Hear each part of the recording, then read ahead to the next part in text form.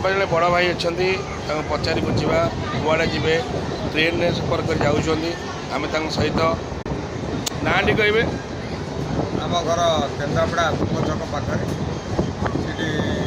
बिलवड़रापुर पाखे आम माँ दर्शन करने जाऊ लोकाल ट्रेन हबार बहुत आमको सुविधा मिलगला आम भल यात्रा करूँ माँ दर्शन भी करने जाऊँ जाऊ आमको बहुत खुशी लगुच लोकाल ट्रेन चलवर आम बहुत उपकृत कौन कहे घर कौटी कौन आसते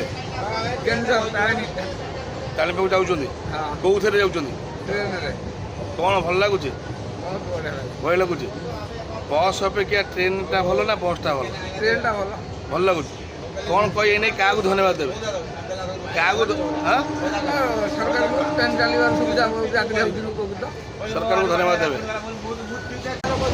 नाम बताओ तो नाम क्या है? अरे मेरा नाम विनोद कुमार है। कहाँ पर जाना है अभी? अरे हम जा रहे हैं तारिणी मंदिर। क्या बोलेगे? क्या बोलेगे?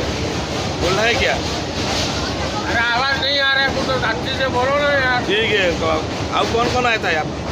अकेला है? हमारे साथ में गांव में कम से कम 4-5 आदमी है। बोलिए और कुछ बोलिए। और क्या बोलेंगे, हम जा रहे घूमने, अभी तो गाड़ी में जा रहे हैं। और नवीन बाबू का ट्रेन बहुत बढ़िया है। हाँ, बस से बहुत बढ़िया है।